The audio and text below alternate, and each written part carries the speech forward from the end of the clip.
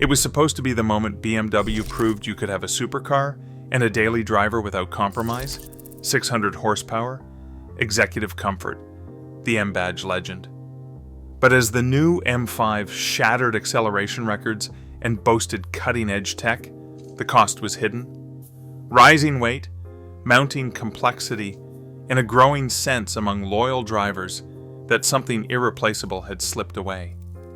How did the car built to redefine performance become the most controversial M5 ever? And what happened behind the scenes that would change BMW's legacy forever?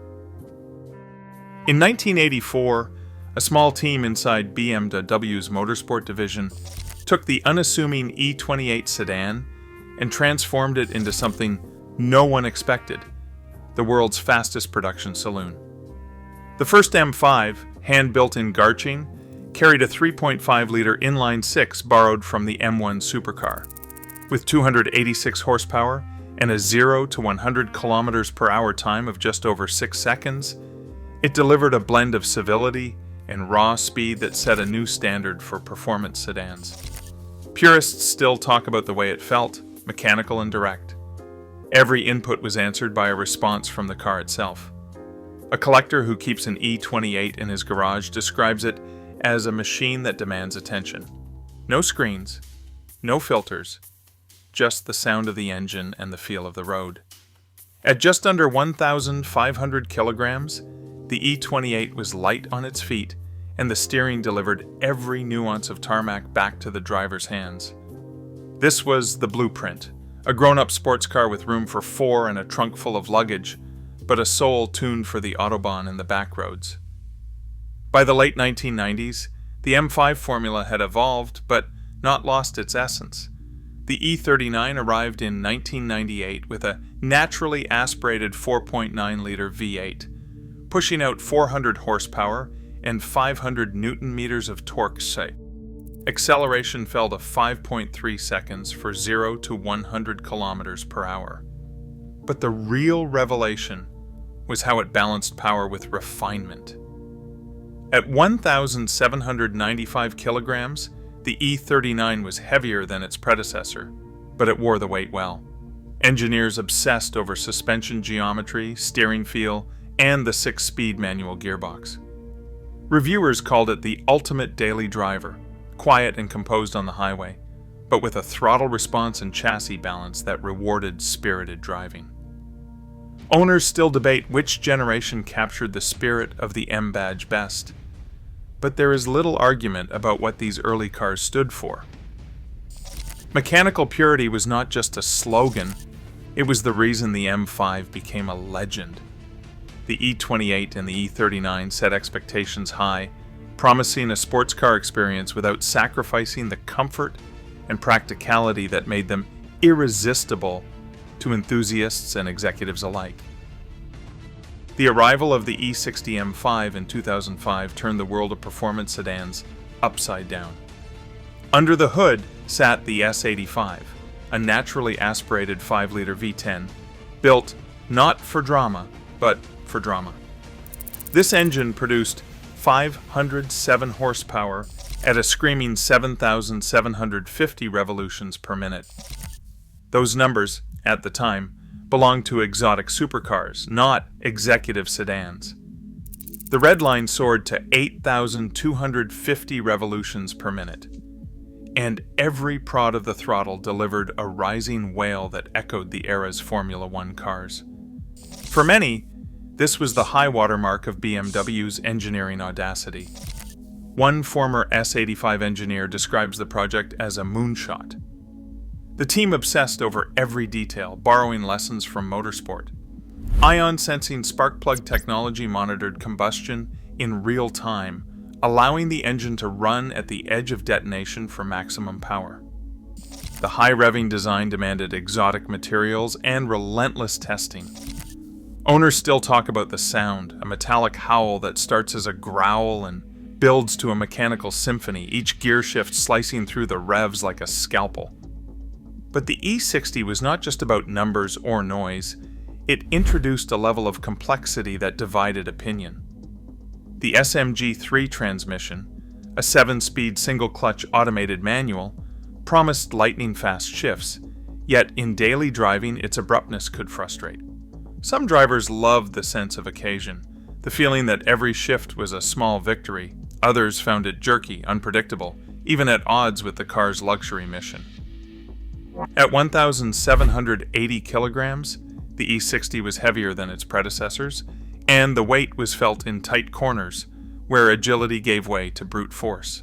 Still, the E60 set a new benchmark for what a sedan could be.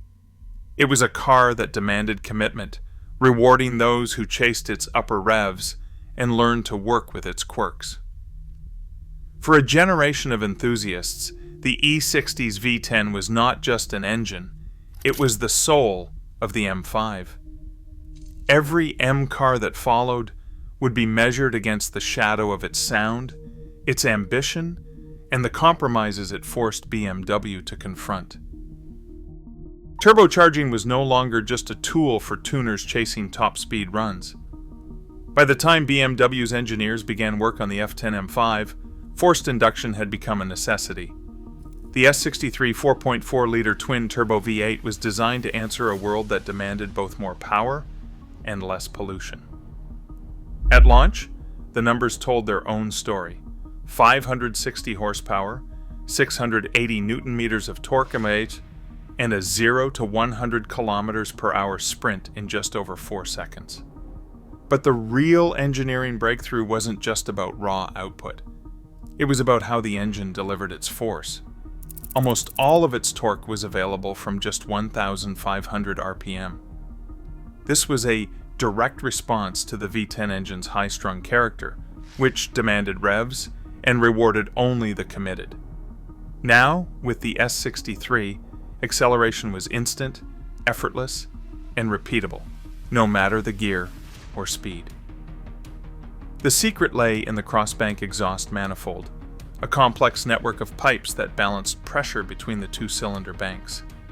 This design allowed both turbochargers to spool up with minimal delay, smoothing out the power curve and virtually eliminating the old complaint of turbo lag. Boost control became an art form, managed by a suite of sensors and actuators that could adjust pressure in milliseconds.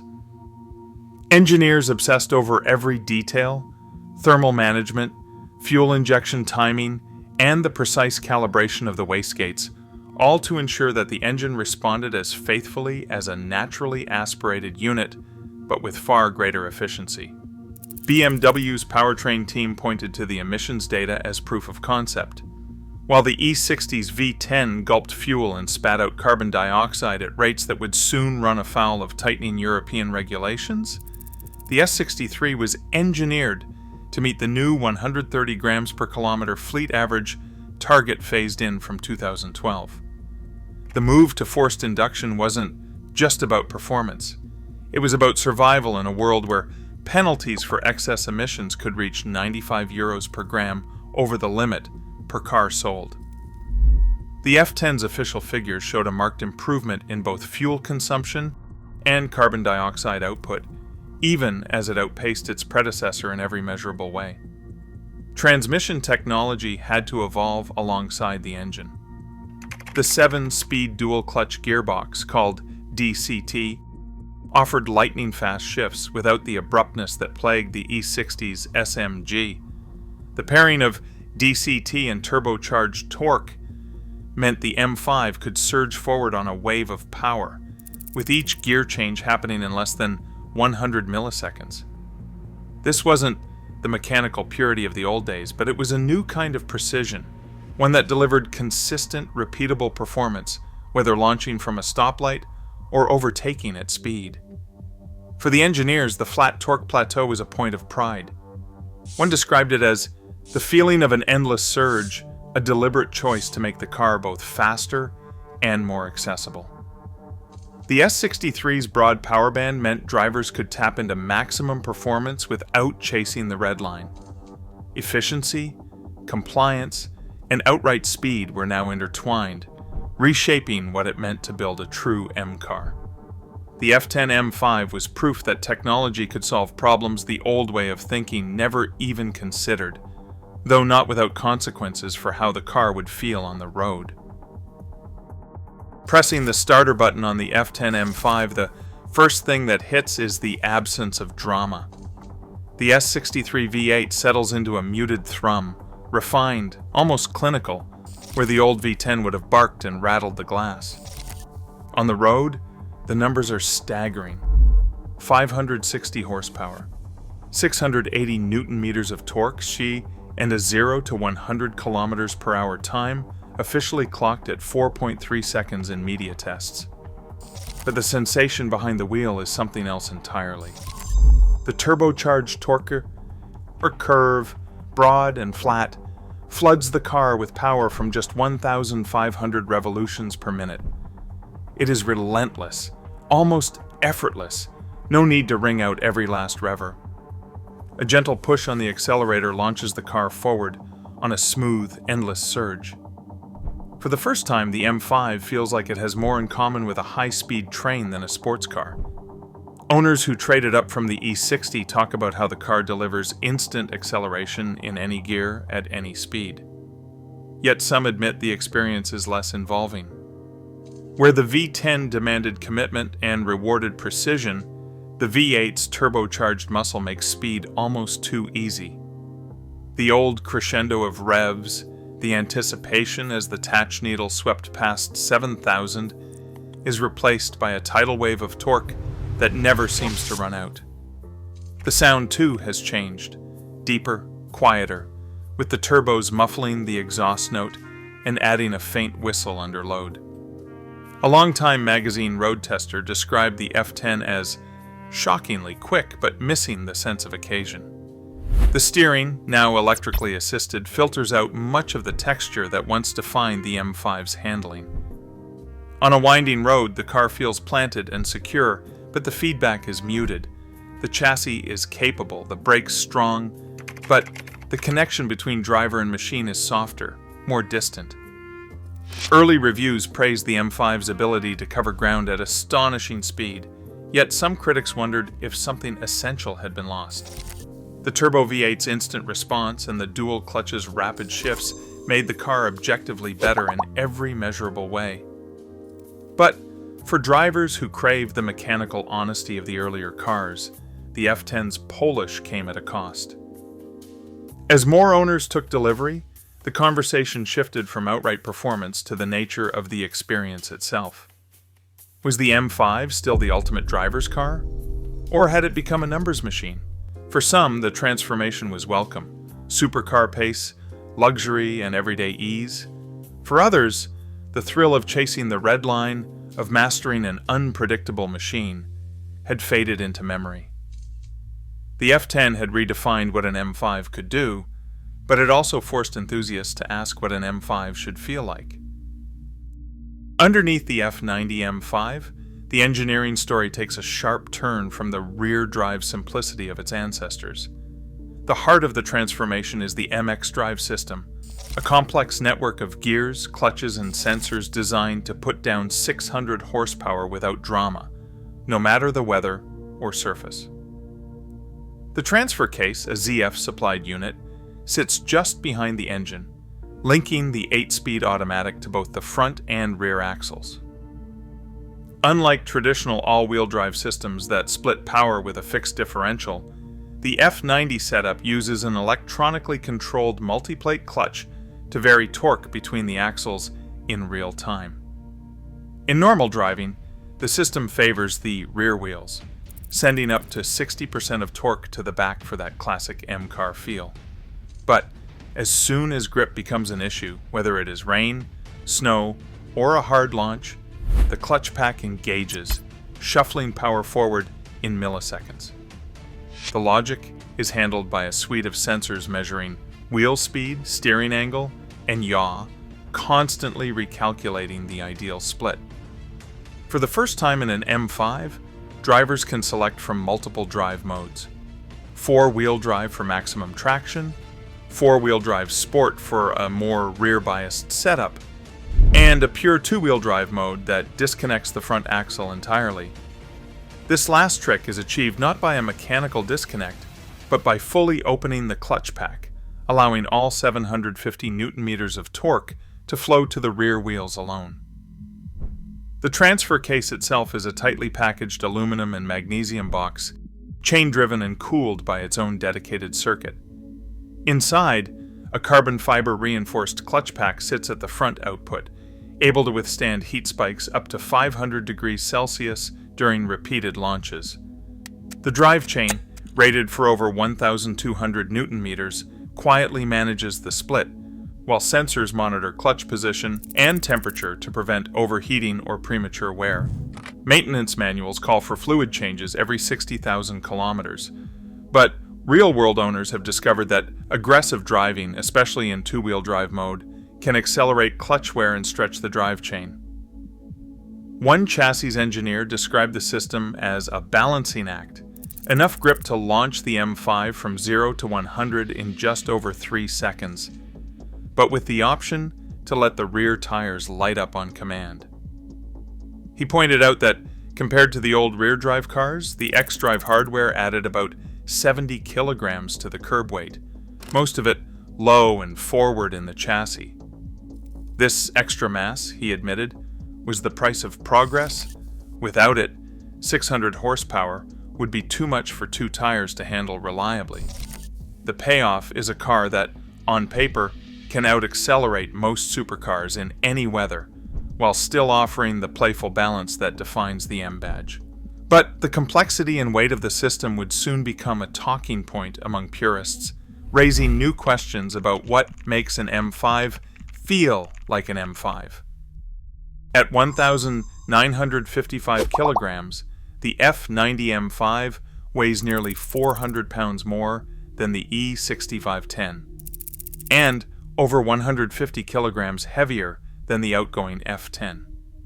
The numbers alone do not tell the full story, but on track, the consequences are clear. Lap telemetry from independent testers shows the F90 clawing back time on the straights, thanks to 600 horsepower and the all-wheel drive system's relentless traction, but losing ground in tight corners, where its mass resists quick changes of direction. The launch control system can deliver a blistering 3.1-second sprint to 100 kilometers per hour, yet the car's inertia becomes a persistent adversary when braking late or threading through a chicane. A chassis engineer who spent years refining the F90's dynamics described the challenge as a constant battle with physics. The xDrive system and reinforced body structure add about 70 kilograms alone, most of it low and forward in the chassis. Adaptive dampers, extra cooling circuits, and safety tech pile on more. The result is a sedan that is faster in a straight line than any M5 before it, but less eager to rotate and more likely to push wide at the limit.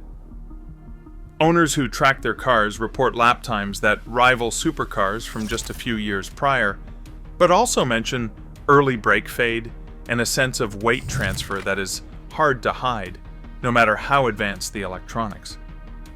On telemetry overlays, the F90's corner entry speeds often lag behind lighter rivals, while exit speeds surge as all 4 tires hook up and the torque floods in. The steering, already filtered by electric assistance, now has to contend with extra mass over the front axle, further muting the feedback that once defined the M5 experience. Testers who drove the F90 back-to-back with older M5s noticed the difference immediately. The F90 is devastatingly effective, but the sensation is less about precision and more about overwhelming force. One seasoned track tester put it this way: "The F90 is a rocket, but you feel every kilo when you try to change direction. It's less of a dance, more of a charge." Lap charts from Hockenheim and the Nürburgring confirm the trade-off. The F90 posts quicker times overall, shaving seconds off its predecessors, but gains most of its advantage in acceleration zones and high-speed sections. In the technical bits, the extra weight means slower transitions, earlier braking, and a greater reliance on stability control to keep everything tidy. The data is unambiguous. The F90's hardware delivers speed, but the physics of nearly 2 metric tons cannot be erased by software or tire compound alone. For some, the numbers are enough. For others, the feel tells a different story. Drive modes on the F90 M5 are not just a set of buttons, they are a digital ecosystem built to manage an unprecedented number of variables. 3 main profiles: Efficient, Sport, and Sport Plus. Each alter a dozen separate parameters, from throttle response and transmission mapping to steering weight, suspension stiffness, and even the way the all-wheel drive system splits torque. Underneath, hundreds of thousands of lines of code orchestrate these changes, recalculating in real time as conditions shift. What feels like a simple tap on the console is actually a cascade of instructions sent to dozens of control modules, each with its own firmware and update cycle. The drive mode hierarchy is deep enough that owners can tailor nearly every aspect of the car's behavior. Throttle sensitivity can be dialed from relaxed to razor sharp. The transmission shift logic, governed by the 8-speed ZF automatic, adapts not just to driving style but to each selected mode, holding gears longer in Sport Plus or smoothing out changes in Comfort. The MX drive system, already complex in hardware, relies on predictive software to decide when and how to send torque to the front axle. Even the stability control system is layered, with separate algorithms for each mode, blending intervention thresholds with the chosen powertrain settings. BMW's engineers mapped out these interactions so that, in theory, the F90 could be a docile commuter one moment and a track weapon the next.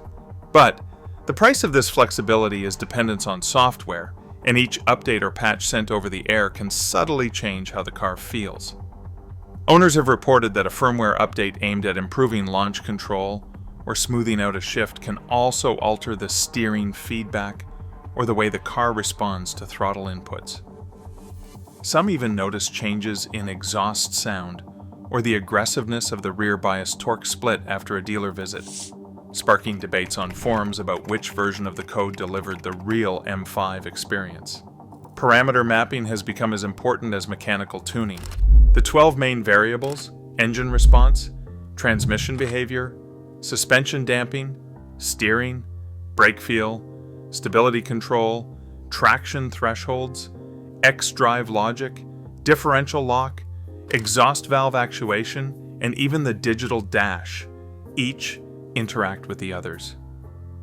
The result is a car that can be configured in over 180 possible combinations depending on how deep an owner wants to go. For some, that is the ultimate in personalization. For others, it is a layer of abstraction that stands between driver and machine. With every new software release, the F90's character can shift, sometimes subtly, sometimes in ways that spark controversy. Firmware updates are now as much a part of the ownership cycle as oil changes or brake jobs. As the digital layer grows thicker, questions about long-term reliability and support have become part of the M5 conversation. The promise of infinite configurability comes with its own set of trade-offs, and in the world of high-performance sedans, code is now as critical as camshafts or control arms. Inside a small independent shop on the outskirts of Munich, a BMW M5 sits on a lift. Its under tray removed, and the shop owner standing beneath it, pointing to a transfer case streaked with fluid. This isn't a rare sight. Service Bulletin SIB 211118, quietly circulated to dealers in 2019, addresses a pattern of owners reporting shuddering, grinding, or warning lights tied to the X-drive system. The prescribed fix isn't quick. Replacing the transfer case, flushing the fluid, and updating the software can push repair bills to $5,200 or more, sometimes double that if damage spreads to the drive shaft or differential. For a car advertised as an everyday super sedan, these numbers hit hard. NHTSA filings back up the shop owner's experience. Complaints describe sudden loss of drive, repeated trips to the dealer, and long waits for parts. One owner details a scenario where the car, just out of warranty, required a new transfer case and front axle within 60,000 kilometers. The invoice was nearly $12,000. Another lists 3 separate visits for drivetrain faults before BMW finally authorized a full replacement.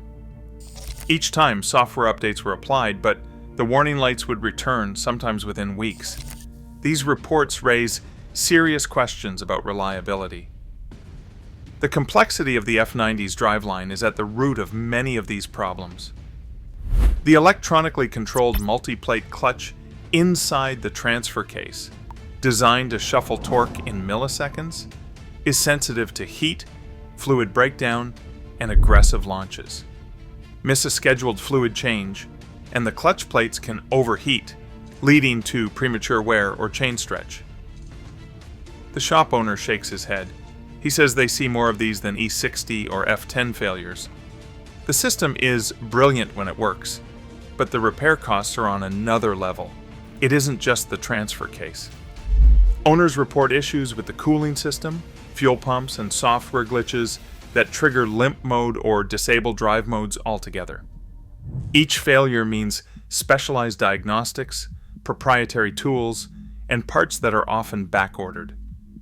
The average repair bill for a significant drivetrain issue hovers around $5,200, not including routine maintenance. For some owners, this undermines the promise of daily usability. The M5 can still be a rocket on the Autobahn, but for drivers who expect reliability on par with a standard 5 Series, the reality is often more complicated and more expensive. Saturday morning outside Frankfurt, a line of F90 M5s waits for their turn on the dyno. The air is sharp with gasoline and quiet rivalry. Among the crowd, a few cars hint at something more. A G-Power badge here, Dinan blue coil covers there. For these owners, the factory limits are just the starting point.